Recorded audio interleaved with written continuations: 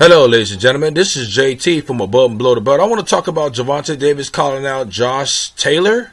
I know I'm late on this, but I still want to speak my mind about this situation. And you know, when I heard about that, I didn't talk about this. I didn't report it on my channel.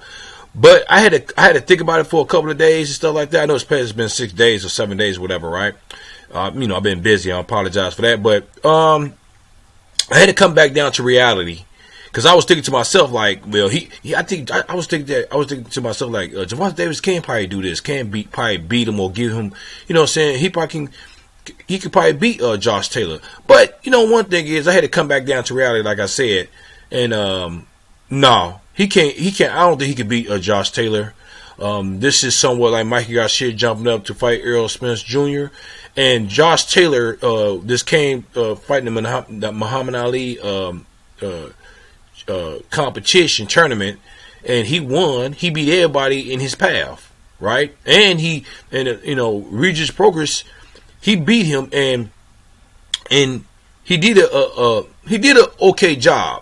I don't think he did a great job. He did an okay job. And the reason why I say that, because he didn't have to fight him in the pocket. Josh Taylor didn't have to fight Regis Progress in the pocket. He could have used his height, but he didn't use his height. You know what I'm saying? That's why his eye looking the way he looking.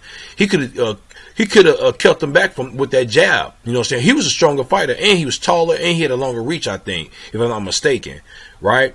He could have used that. See, that's why it's very important to have a great IQ. You know what I'm saying? This can tell you, are you a good fighter or a great fighter at the same time. I'm not saying he can't be great. He's a good fighter, but not a great fighter, not yet. Josh Taylor, right? But I would definitely say this: Gervonta Davis jumping up there. He just jumped to 100. He just came from 130 to now he's at 135, right? Haven't fought nobody at 135. Now he's calling out Josh Taylor. You know what I'm saying? Like, I don't know, it's clout chasing, whatever, but I don't know why Gervonta Davis would do this, because it'll make him look bad too at the same time. Because I mean, Mike Garcia, they saying that he was clout chasing, and I don't know, did he really see something? I was leaning towards him. I think he really did see something, but at the same time, he found out the hard way. He found out it was, Errol Spence had a very great IQ, and how to beat him. You know what I'm saying? But the thing about it is, Gervonta Davis, man, his IQ is okay, but it's not on Devin Haney's level. I would think Devin Haney would have a better time than beating Josh Taylor. That's just my opinion. He's a little bit shorter than Josh Taylor, but Gervonta Davis is 5'5", man. He got a shorter reach than Josh Taylor. He's coming in with a disadvantage, but he got power. But you know what I'm saying, I think Josh Taylor will have power too. He would be the stronger man if he fight Gervonta Davis going up to 140 to fight him. You know what I'm saying? Because I don't think Josh Taylor's going down to 135 now, because you calling him out. So you should be going up there too to fight him. Gervonta Davis, I'm talking about, right? And it's just I don't know what's wrong with these fighters that's jumping up, that's not finishing or not even getting a couple of belts in their division and not fighting a fighters there. He's not calling out Lomachenko. He's not calling out Devin Haney. I'm talking about Gervonta Davis at 135 pounds. Teofimo Lopez or Richard Cormier. You can fight them. Now you calling Josh Taylor. Why you? I mean, I don't care about you see something, because when you jump up there, it's gonna be a totally different thing. Especially when you look at when you're outside looking in. That's basically what Gervonta Davis is. I don't care. He is a boxer. He's outside looking in, man. And when you get in that ring, it's gonna be totally different. Especially when you get hit with by with different punches by a different fighter. Which you think that I think he's underestimating Josh Taylor. You know what I'm saying? I don't know why.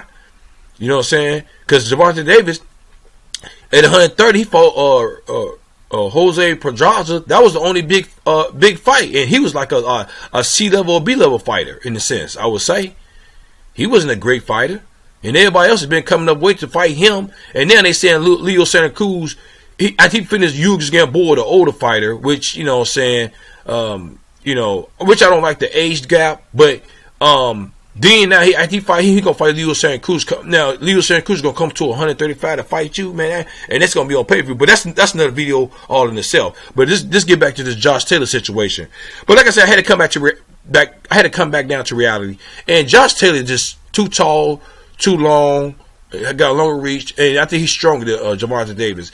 And I think everybody think that Gervonta Davis got power. Trust me, Josh Taylor got power too, and he hit Gervonta Davis. I don't think this. Put it like this: I don't think this fight is going to go 12 rounds. I think Gervonta Davis is going to get stopped in the late rounds. That's just my opinion. I had to come back. Like I say, I'm like a broken record right now. I'm gonna keep on telling y'all this. I had to come back down to reality. You know what I'm saying? When fighters coming up to a weight to fight another fighter, that's just like what Jamal Charlo going up to the fight Jose Benavidez. You know what I'm saying? Maybe that might be a little bit interesting. I don't think that. I would say this: if Gervonta Davis do go up there and fight Josh Taylor, I think it will. I think Gervonta Davis will win some. I think he will win some rounds. I don't think it's going to be like Earl Spence versus Mikey Garcia, which Mikey Garcia, in my eyes, didn't win no rounds when he fought Earl Spence. You know what I'm saying? So that's basically how I'm looking at it. But I won't be surprised if Josh Taylor just dominate Gervonta Davis. You know what I'm saying? I won't be surprised if he win all the rounds and then get the knockout. You know what I'm saying? And if he don't get no knockout, I think somebody gonna get knocked down. You know what I'm saying? So I'm just keeping it real, because psychologically, Josh Taylor's gonna come in there with that edge, I would think, because he's the taller and he got the longer reach. You know what I'm saying? And then he just won the Muhammad Ali tournament. He just beat Regis Progress, and then the other fighters that he had to fight to get to the final, and he beat them and knocked them. He knocked them out. He got the TKO right. You know what I'm saying? So Gervonta Davis never been on that level. And you know, one thing is, the crazy thing about it is, well, not crazy thing about it. You know, Regis Progress. He's one or two in the 140 division. Josh Taylor. It's either Jose Ramirez and Josh Taylor, because they hold the belts. So there's 1-1-2. It's just like, this is Mikey Garcia versus Errol Spence, 1-1-2. Fight Terence Crawford and Errol Spence. You fighting, you jumping up and you fighting. You trying to fight the best. Won't you do baby steps? But people want to, you know what I'm saying, jump up and fight the best and get checked and have another reality check. You know what I'm saying? That's just what it is. But what y'all think about what I'm saying? And I think this, when it's all said and done, for Gervonta Davis, I think this is below the belt. For Josh Taylor, I think this is above the belt.